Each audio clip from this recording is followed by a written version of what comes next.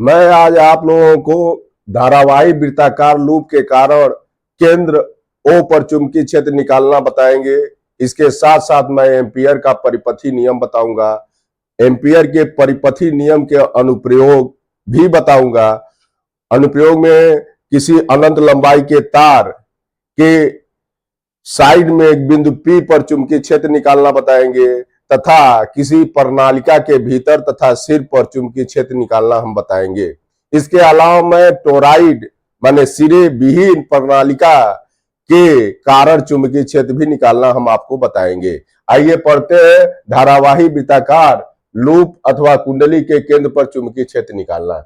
मान लीजिए यह एक धारावाही वृत्ताकार लूप है। इसके केंद्र O पर हमको चुंबकीय क्षेत्र निकालना है। इसकी त्रिज्या स्मॉल a दी गई है तथा इसमें बहने वाली धारा I है। माने वृत्ताकार लूप की त्रिज्या स्मॉल a है तथा इसमें स्मॉल I धारा बह रही है।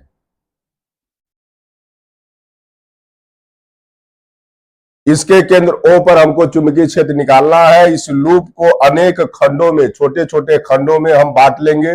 मान लीजिए यह एक छोटा सा खंड, इस खंड की लंबाई डेल्टा L है। इस खंड की लंबाई डेल्टा L है, अतः इसको अनेक छोटे छोटे खंडों में बांट लिया जाएगा। इस छोटे से खंड के कारण केंद्र O पर चुंबकीय क्षेत्र जो होगा वह डेल्टा B होगा। डेल्टा L के कारण केंद्र O पर चुंबकीय क्षेत्र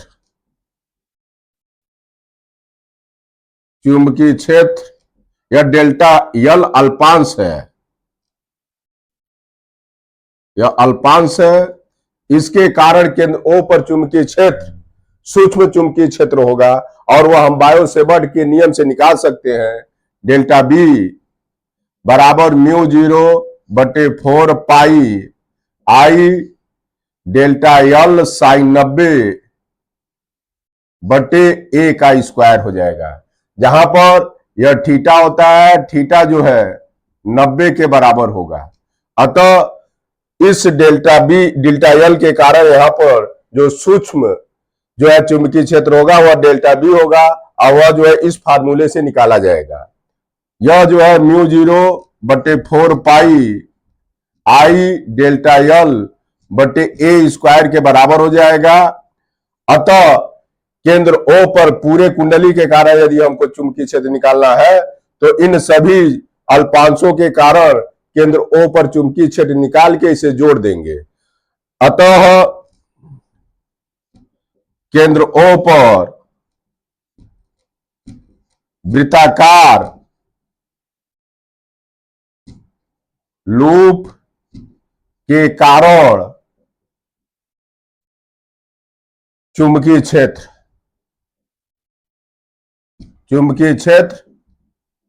हमको जो है B निकालना है तो हम सिग्मा डेल्टा B कर देंगे। इसका मतलब यह है कि इसके कारण जो चुंबकीय क्षेत्र है डेल्टा B, फिर इस अल्पांश के कारण जो चुंबकीय क्षेत्र डेल्टा B है, इन सभी चुंबकीय क्षेत्रों को जोड़ देंगे तो पूरे लूप के कारण केंद्र O पर चुंबकीय क्षेत्र आ जाएगा। बराबर ये हो जाएगा सिग्मा डेल्टा B के जगह पर लिख दिया जाएगा μ0/4 पाई I डेल्टा L/a का स्क्वायर। इसको हम लोग लिख सकते हैं μ0/4 पाई I/a का स्क्वायर और इसको डेल्टा L लिख सकते हैं। हमको मालूम है कि सिग्मा जो डेल्टा L होगा वह इसके परिधि के बराबर होगा, क्योंकि dl सब जोड़ दिया जाएगा। डेल्टा L तो यह इसके परिधि के बराबर हो जाएगा और परिधि होता है 2 पाई a।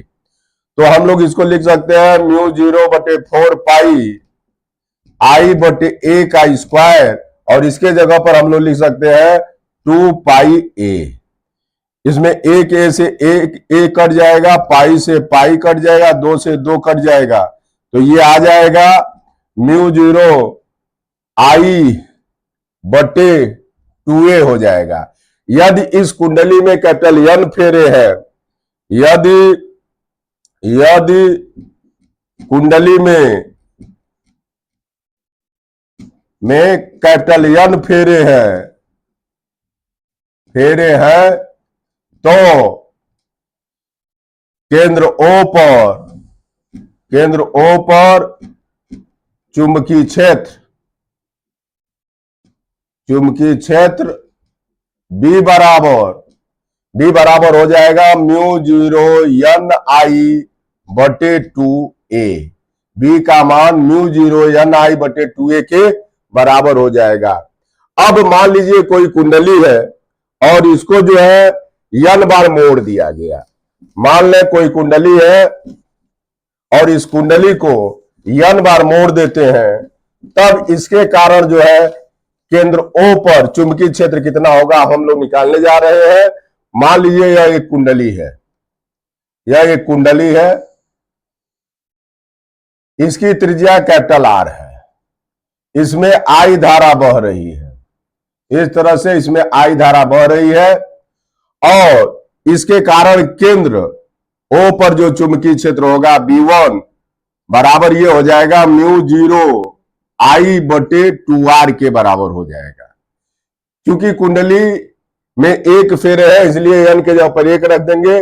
यदि इस कुंडली को n बार मोड़ दिया जाए, इस कुंडली को n बार यदि हम इसको मोड़ दें इस तरह से, तो और इसमें I धारा प्रवाहित हो तो यह I धारा जो है इस तरह से बहेगी, तब जो है इसके केंद्र पर हमको चुंबकीय क्षेत्र यदि निकालना है। मान लीजिए इसका केंद्र O' है और इसकी जो त्रिज्या है वह स्मॉल r है, तो केंद्र O' पर चुंबकीय क्षेत्र निकालने के लिए हम जानते हैं जब इस तार को n बार मोड़ देते हैं, n टर्न्स कर देते हैं, n बार मोड़ देते हैं, तो जितनी लंबी यह तार है उतनी ही लंबी यह तार होगी, बस यह n बार मुड़ गई है। अतः इसका जो परिध है वह n बार के परिध के बराबर हो जाएगा। इसका परिध हो जाएगा 2 पाई कैपिटल R और इसकी जो है परिध एक जो है एक कुंडली की परिध 2 पाई स्मॉल r होगा, तो इसको n बार मोड़ा गया है इसलिए n इंटू 2 पाई r हो जाएगा। अब इसमें स्मॉल r बराबर आ जाएगा 2 पाई r बटे n 2 पाई हो जाएगा। पाई से पाई कटा इसलिए r बराबर आ जाएगा r बटे स्मॉल n। अब जब हम केंद्र O' पर चुंबकीय क्षेत्र निकालेंगे, केंद्र O' पर चुंबकीय क्षेत्र, केंद्र O' पर चुंबकीय क्षेत्र B2 बराबर यदि हम निकालते हैं तो B2 का मान हो जाएगा μ0 स्मॉल n I बटे 2R के बराबर हो जाएगा।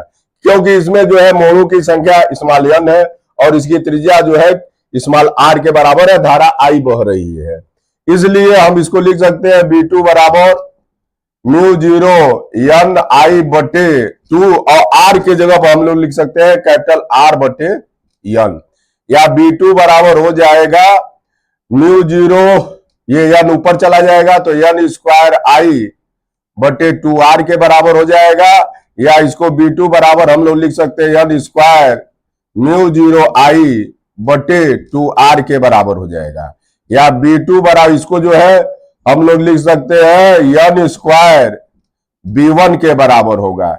इससे यह निष्कर्ष निकलता है कि यदि किसी कुंडली को मोड़ के n बार मोड़ दिया जाए तो उसमें जो चुंबकीय क्षेत्र होता है वह प्रारंभिक कुंडली के चुंबकीय क्षेत्र का n स्क्वायर गुना बढ़ जाता है। अब मान लीजिए कोई कुंडली है जिसका जो है मान लीजिए कोई कुंडली है जिसका चुंबकीय क्षेत्र B1 दिया है, B1 बराबर 4 वेबर प्रति मीटर स्क्वायर दिया है। इसको यदि हम जो है 5 बार मोड़ देते हैं तो इसकी जो नई कुंडली बनेगी उसके केंद्र पर हमको चुंबकीय क्षेत्र निकालना है, तो चुंबकीय क्षेत्र B2 बराबर हो जाएगा n स्क्वायर B1 बराबर 5 का स्क्वायर गुणे 4 बराबर 25 गुणे 4 बराबर 100 वेबर प्रति मीटर स्क्वायर हो जाएगा। चुंबकीय क्षेत्र का मान जो है अब बदलकर बढ़ जाएगा और यह जो है 100 वेबर प्रति मीटर स्क्वायर के बराबर हो जाएगा। एम्पियर का परिपथी नियम। एम्पियर का परिपथी नियम स्थिर वैद्युतिकी में गॉस के नियम से मिलता जुलता है। गॉस का नियम पहले हमको समझना पड़ेगा, तब एम्पियर का परिपथी नियम कायदे से क्लियर होगा।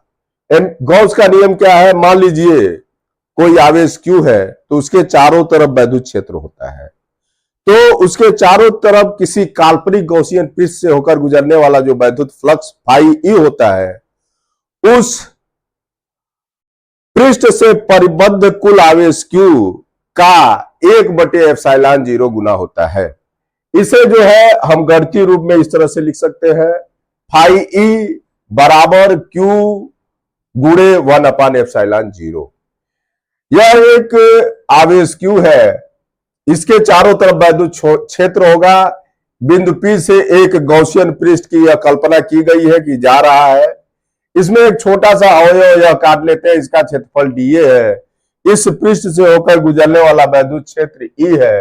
अतः इस पूरे पृष्ठ से होकर गुजरने वाला वैद्युत flux phi E close surface integral E dot dA बराबर इस पूरे पृष्ठ से परिबद्ध आवेश Q का 1/ε0 गुने के बराबर होता है। यह गॉस का नियम है। इसी नियम से मिलता जुलता है एम्पियर का परिपथी नियम है। एम्पियर के परिपथी नियम में किसी बंद परिपथ की सीमा के अनुदिश चुंबकीय क्षेत्र B का रेखीय समाकलन पथ द्वारा घिरे नेट धारा I का μ0 गुना के बराबर होता है। इसे गणितीय रूप में B डॉट dl बराबर μ0I लिख सकते हैं। अब हम एम्पियर के परिपथी नियम की सहायता से अनंत लंबाई के धारावाही तार में हम जो है अब चुंबकीय क्षेत्र निकालने जा रहे हैं। अनंत लंबाई के धारावाही तार के कारण चुंबकीय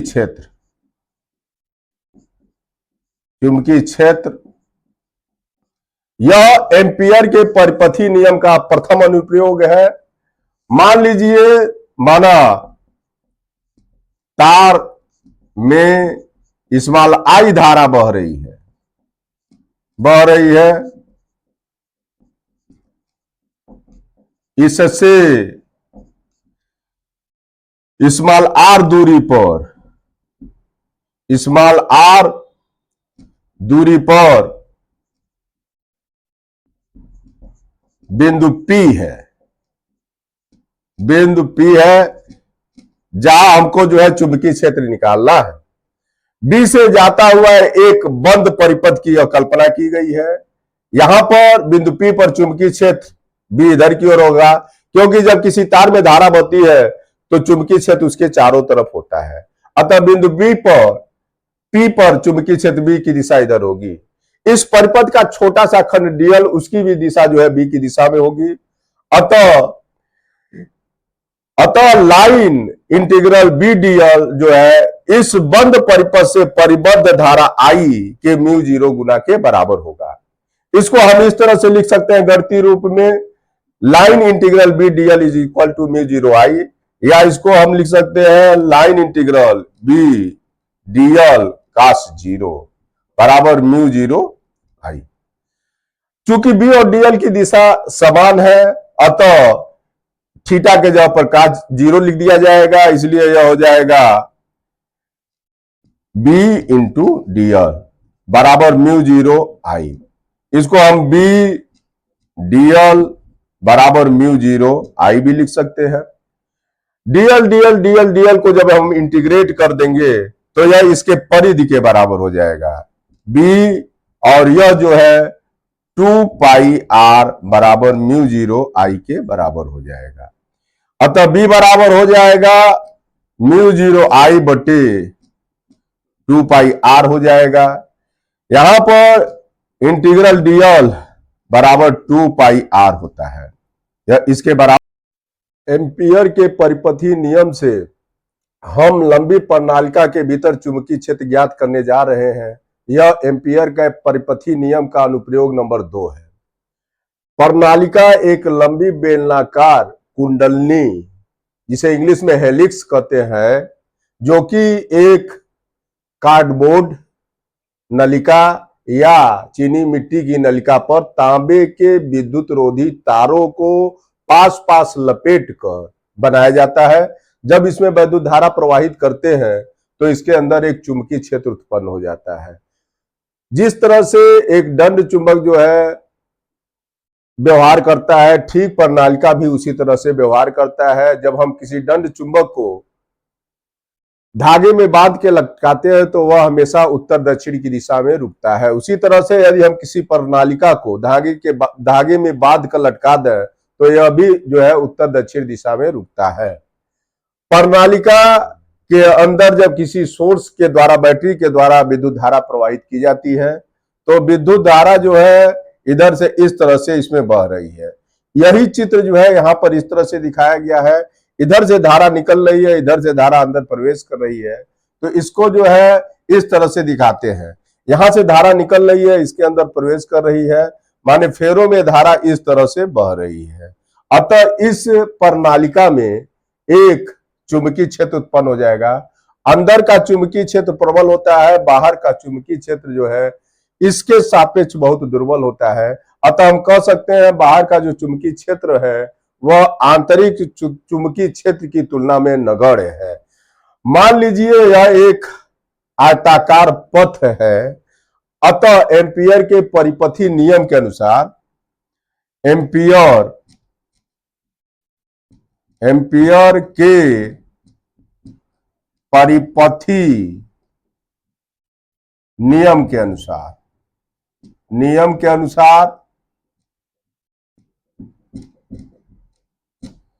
आयताकार पथ ए बी सी डी पर एम्पियर का परिपथी नियम लगाने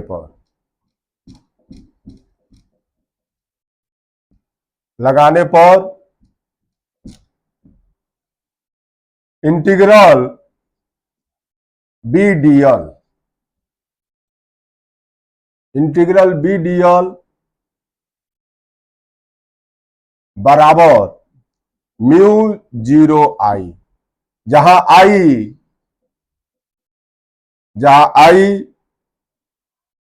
बंद पथ ए बी सी डी, बंद पथ ए बी सी डी से परिबद्ध धारा है। एबीसीडी से परिबद्ध धारा है। इंटीग्रल बी डीएल को हम इस तरह से लिख सकते हैं, इंटीग्रल बी डीएल ए से बी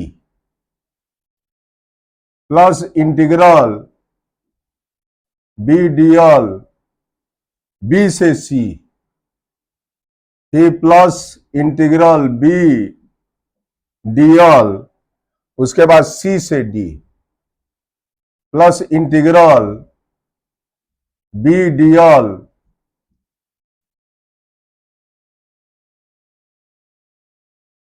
उसके बाद डी से ए। क्योंकि यहां पर वैद्युत क्षेत्र, अंदर की ओर वैद्युत क्षेत्र अक्ष की दिशा में लगता है, अतः बी और इस पथ का अल्पांश डीएल दोनों की दिशाएं सेम होगी। जबकि यहां पर बी और डीएल एक दूसरे के लंबवत होगा। यहां पर बी यह इससे बहुत दूर है, अतः यहां पर बी जो है लगभग 0 के बराबर हो जाएगा। और यहां पर जो है बी और डीएल के बीच का कोण जो है 90 अंश के बराबर होगा। अतः इसको हम लोग लिख सकते हैं ए से बी डीएल काश 0 प्लस बी से सी बी डीएल काश 90 धन सी से डी बी डीएल बी के जगह पर जो है काश 0 लिखेंगे, लेकिन बी के जगह पर हम यहां पर 0 कर देंगे, धन उसके बाद डी से ए बी डीएल काश 90 बराबर यह हो जाएगा ए से बी डीएल धन यह 0 हो जाएगा, यह भी 0 हो जाएगा और यह भी 0 हो जाएगा, बराबर ए से बी डीएल के बराबर होगा। इसको जो है बी बाहर कर देंगे, ए से बी डीएल के बराबर लिख देंगे। यदि ए से बी डीएल इसको इंटीग्रेट कर दे तो यह ए बी के लंबाई के बराबर हो जाएगा। माना ए बी की लंबाई जो है एक्स के बराबर है तो यह बी जो है बी एक्स के बराबर हो जाएगा। अतः बी डीएल बराबर हो जाएगा बी एक्स, बराबर बी एक्स हो जाएगा और यह जो है म्यू 0 आई के बराबर हो जाएगा। यदि इस कुंडली में I0 धारा बह रही है तो इस आयताकार पथ से परिबद्ध I का मान I बराबर n x I0 के बराबर हो जाएगा, क्योंकि जहां n परिनालिका के एकांक लंबाई में फेरों की संख्या है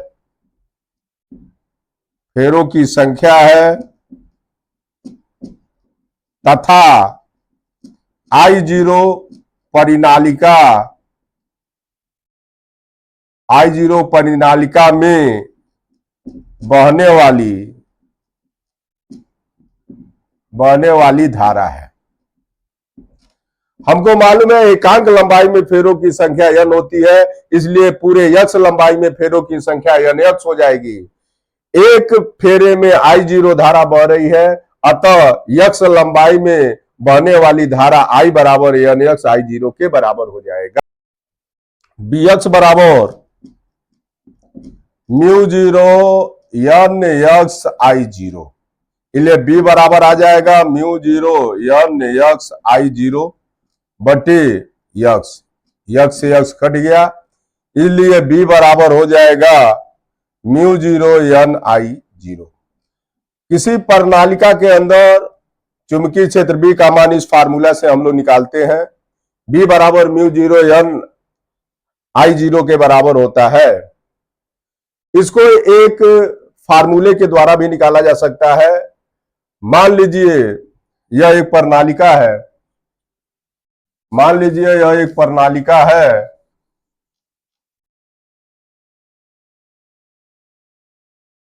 माना यह एक प्रणालिका है,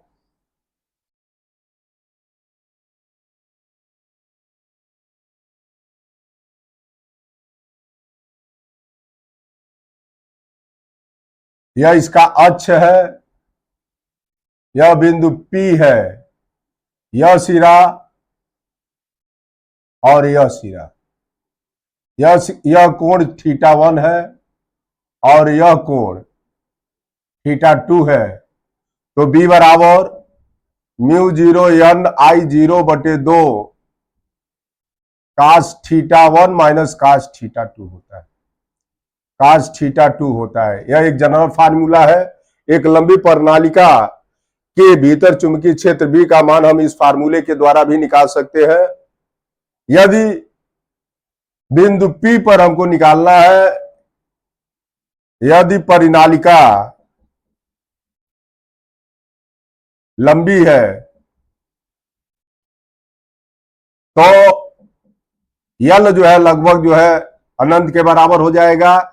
इस स्थिति में θ1 जो है लगभग 0 के बराबर हो जाएगा तथा θ2 जो है लगभग जो है 180 अंश के बराबर हो जाएगा। तब चुंबकीय क्षेत्र B बराबर म्यू जीरो एन आई जीरो बटे 2 कास जीरो माइनस कास 180 अंश। B बराबर आ जाएगा म्यू जीरो एन आई जीरो बटे 2 या 1 माइनस 1, या B बराबर आ जाएगा म्यू जीरो एन आई जीरो बटे 2 1 धन 1, या B बराबर आ जाएगा म्यू जीरो एन आई जीरो बटे 2 गुणे 2, 2 से 2 कट गया, इसलिए B बराबर म्यू जीरो एन आई जीरो। आप जो है इस फार्मूले से डायरेक्ट भी निकाल सकते हैं। मान लीजिए प्रणालिका के सिरे पर हमको चुंबकीय क्षेत्र निकालना है। प्रणालिका के सिरे पर चुंबकीय क्षेत्र यदि हमको निकालना है, प्रणालिका के सिरे पर चुंबकीय क्षेत्र, प्रणालिका के सिरे पर चुंबकीय क्षेत्र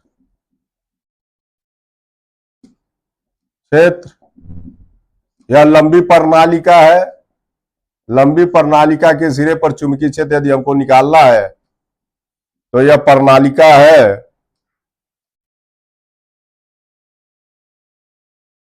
यह इसका अक्ष है, यह बिंदु P डैश है, यहां पर निकालना है तो इसको इससे मिलाएंगे और इसको इससे मिलाएंगे। यह कोण θ1 हो जाएगा और यह कोण θ2 हो जाएगा। यल जो है लगभग अनंत के बराबर होगा, इसलिए θ1 जो है लगभग 0 के बराबर होगा तथा θ2 जो है π/2 के बराबर हो जाएगा। तब इस फार्मूले से B बराबर म्यू जीरो एन आई जीरो बटे 2 कास जीरो माइनस कास 90 हो जाएगा, बराबर ये हो जाएगा म्यू जीरो एन आई जीरो बटे 2, ये 1 माइनस 0 हो जाएगा। तब B का मान B बराबर म्यू जीरो एन आई जीरो बटे 2 हो जाएगा। यदि प्रणालिका लंबी है तब इसके सिरे पर जो चुंबकीय क्षेत्र होता है वह भीतर के चुंबकीय क्षेत्र का आधा के बराबर होता है। एम्पियर के परिपथी नियम द्वारा हम किसी धारावाही टोरॉइड सिरे विहीन प्रणालिका के कारण चुंबकीय क्षेत्र निकाल सकते हैं। टोरॉइड एक प्रकार का वृत्तीय छल्ला होता है जिस पर तांबे के तारों को पास पास लपेटकर बनाया जाता है। जब इसके अंदर धारा प्रवाहित करते हैं तो इस क्रोड के अंदर किसी भी बिंदु पर चुंबकीय क्षेत्र उत्पन्न हो जाता है। अब हम जो है टोरॉइड के क्रोड के भीतर चुंबकीय क्षेत्र निकालने जा रहे हैं। नंबर ए, टोरॉइड के क्रोड के भीतर बिंदु P पर चुंबकीय क्षेत्र।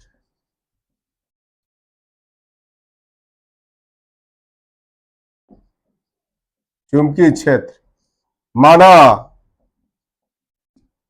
टोरॉइड के प्रति मीटर लंबाई में फेरों की संख्या स्मॉल n है तथा टोरॉइड में प्रवाहित धारा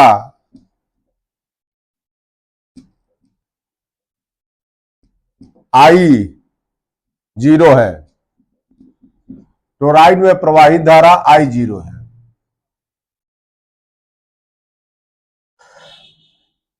बिंदु P से माना यह जो है एक बंद परिपथ जा रहा है, वृत्तीय परिपथ जा रहा है। अतः एम्पियर के परिपथी नियम से, एम्पियर के परिपथी नियम से इंटीग्रल B dl बराबर म्यू जीरो आई, जहां आई बंद परिपथ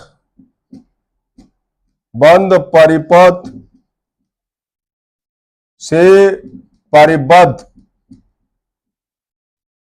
धारा है।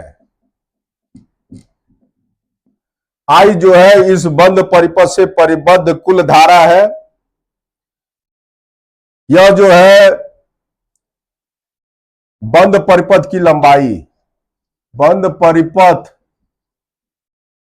की लंबाई बराबर 2 पाई ए।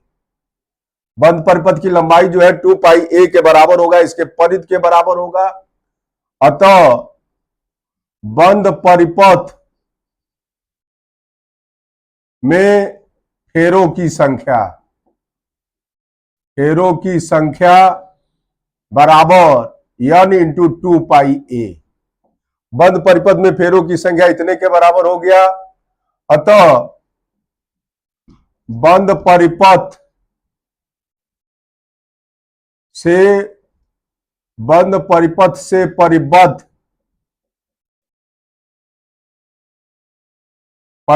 धारा I बराबर, पूरे बंद परिपथ से परिबद्ध धारा निकालना है तो पूरे बंद परिपथ से में फेरों की संख्या में I0 का गुणा कर देंगे तो यह आ जाएगा n 2 pi a into I0। यह हो गया integral b dl cos 0।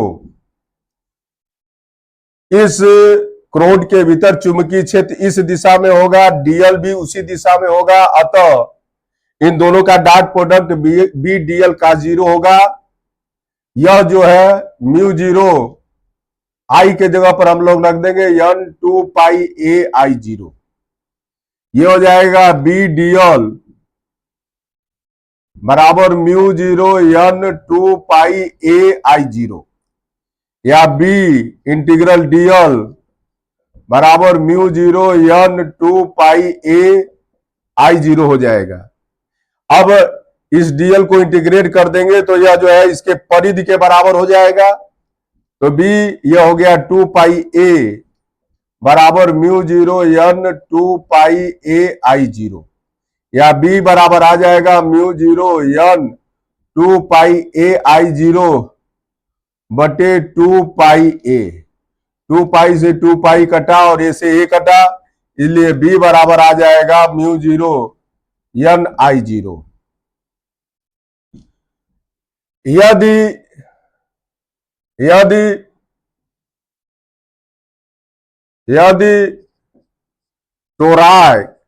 Toroid के क्रोड की बाह त्रिज्या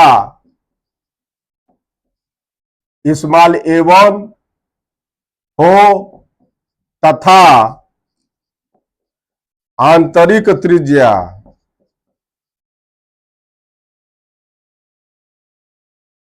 A2 हो तो A बराबर हो जाएगा A1 धन A2 अपान 2। माने इसकी जो त्रिज्या है, टोराइड की त्रिज्या A जो है बाह्य और आंतरिक त्रिज्या के औसत के बराबर हो जाएगा। यदि टोराइड के कुल फेरों की संख्या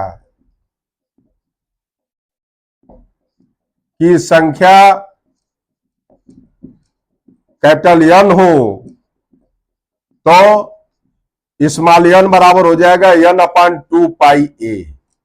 अतः b बराबर म्यू जीरो स्मॉल n के जगह पर हम लोग लिख सकते हैं n, उसके बाद यह I0 बटे 2 पाई a। इससे निष्कर्ष निकलता है कि टोराइड के भीतर चुंबकीय क्षेत्र कुल फेरों की संख्या के समानुपाती तथा टोराइड के त्रिज्या के व्युत्क्रमानुपाती होता है। अब टोराइड के बाहर बिंदु Q पर जो है हम चुंबकीय क्षेत्र निकालने जा रहे हैं। टोरॉइड के नंबर बी, टोरॉइड के बाहर, टोरॉइड के क्रोड के बाहर बिंदु Q पर चुंबकीय क्षेत्र, Q पर चुंबकीय क्षेत्र। अब Q पर चुंबकीय क्षेत्र एम्पियर के परिपथी नियम के अनुसार इंटीग्रल B dl बराबर म्यू जीरो आई, यहां पर म्यू जीरो आई का मान 0 के बराबर हो जाएगा, क्योंकि इस परिपथ से परिबद्ध कोई भी धारा नहीं है, इसलिए आई का मान 0 हो जाएगा। इसको B इंटीग्रल dl लिख सकते हैं, या B ये जो है 2 पाई A1 बराबर म्यू बराबर ये 0 हो गया। dl इसको इंटीग्रेट करेंगे तो ये 2 पाई A1 के बराबर हो जाएगा, इसलिए B बराबर 0/2 पाई A1 या B बराबर 0 हो जाएगा।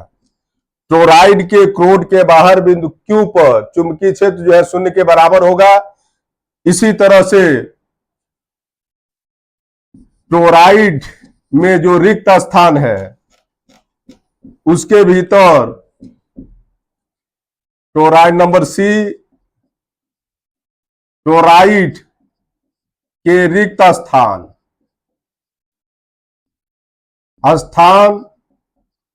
में बिंदु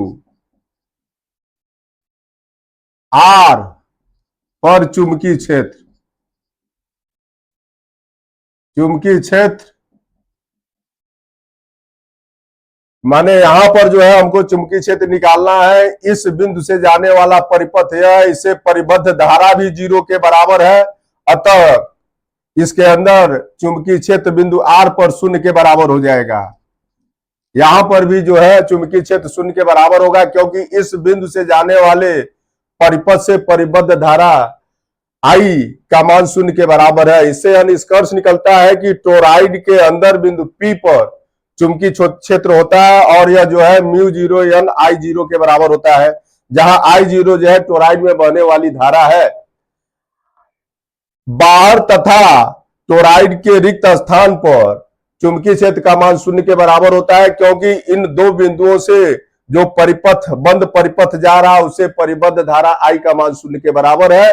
अतः यहां पर और यहां पर चुंबकीय क्षेत्र का मान 0 के बराबर होता है, जबकि क्रोड के भीतर जो है चुंबकीय क्षेत्र B बराबर म्यू जीरो n I0 के बराबर होता है, और इसे जो है B बराबर mu zero n I0/2 pi A भी लिखते हैं। इससे निष्कर्ष निकलता है कि क्रोड के भीतर चुंबकीय क्षेत्र इस क्रोड के कुल फेरों के समानुपाती तथा इस क्रोड के त्रिज्या के व्युत्क्रमानुपाती होता है।